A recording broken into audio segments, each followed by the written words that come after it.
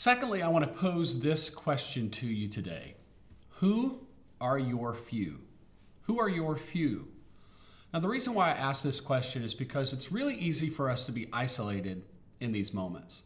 It's really easy for us not only to be isolated because of what's going on in our world, but it's also easy for us to isolate ourselves from other people.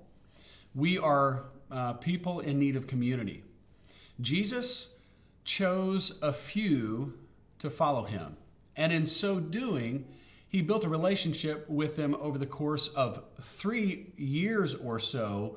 And not only did he choose 12, but he also had within that 12, 3 people that he really connected with in a strong way. So who are your few? Jesus chose, and those disciples were commanded to build relationships and point people to Jesus as well. So what we notice when it comes to relationships, especially in moments of crisis, especially in moments like we're experiencing today, is the real need that we have, all of us have, to have a few people we connect with on a regular basis for the purpose of building community.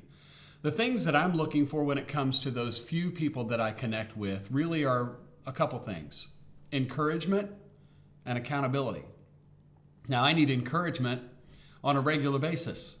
Life is sometimes difficult. Life is sometimes an uphill battle, and I need a few people around me to encourage me to keep going. And I need to be that person as well that encourages a few people around me too. I don't only need encouragement, I also need accountability. And because of the moments we're experiencing in our lives, whether they're tough times or whether they're easy times, especially in tough times, it's easy for us, if we're not careful, to begin to escape or look for avenues or ways of satisfying ourselves that really we're not designed to experience, or God doesn't want us to express. So I not only need encouragement, I also need accountability from those who are my few. I need a few people around me that I can be honest with. Who are those people in your life? You see, the reason why we need to be honest is because we all have the capacity for hypocrisy. We all have the capacity for duplicity. All of us have this capacity for expressing, maybe speaking one value and living a different. Be hypocritical. You know, we all dislike hypocrites, but maybe the reason why we dislike hypocrites is because sometimes we're guilty of that same thing. So I'm encouraging you to answer the question, who are your few? Do you have a few people in your life you can be encouraged by and you're accountable to? Someone you can be honest with. Someone you can lean in with. Someone who will lean in with you. Someone who will hold your feet to the fire when you need it. Now, we're not looking for that all the time, right? We're not looking for that person to constantly pick us apart or be critical of choices we're making or things that we're doing, things that we're saying. But we do need someone who has the ability in a loving manner to lean in and call us out when we're choosing the wrong direction. Who are your few? I need a few. You need a few. We all need a few people that we're close to. And when we're experiencing moments like we're currently experiencing, it's easy for us to forget that truth. It's easy for us to forget that we need people. And maybe we've been hurt. Love is a risky thing, isn't it? But understand, this is how the New Testament church grew.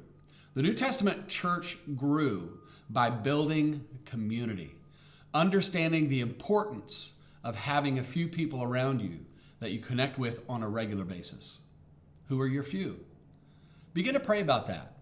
God, give me a few people in my life who can encourage me, lift me up when I need it, and who I can encourage, and who can hold me accountable when I'm headed down the wrong path or begin leaning in the wrong direction.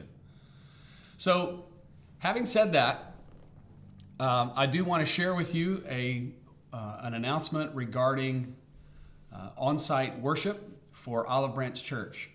First of all, thanks for checking this video out. Secondly, we're going to be returning to on-site worship officially for Thursday evenings on the 14th of this month and for Sunday morning on the 17th. We're following the example of our friends at Bachelor Creek who have 2 services, and they have chosen to do a mask required service and a mask optional service. I know we have people on both sides of the issue, and so we're just going to remove the issue by saying we're going to have 2 services at 9 and 11. The 9 a.m. service will be mask required. The 11 a.m. service will be mask optional. We're going to practice social distancing, and we're going to, instead of having rows of chairs, we're going to have tables. And so that's going to be a little different, and hopefully it will help people to express social distancing a little easier and maybe even promote some good discussion as we work through the truth that God is giving us for every message that we share. So again, 14th of this month will be the official back to on-site worship. And the 17th, Sunday morning, will be our official return to on-site worship for Olive Branch Church. Thank you guys for your patience through these moments. I know that it's frustrating not to be able to be with your family of faith, and so it's exciting for us to be able to get back together. Do keep in mind, first hour, 9 a.m., we're going to have 2 services. First hour at 9 a.m. will be mask required. Second hour at 11 a.m. will be mask optional. We will do our best to keep things clean and sanitized. Thank you guys for checking out this video. I hope you have a great rest of the week. We'll see you.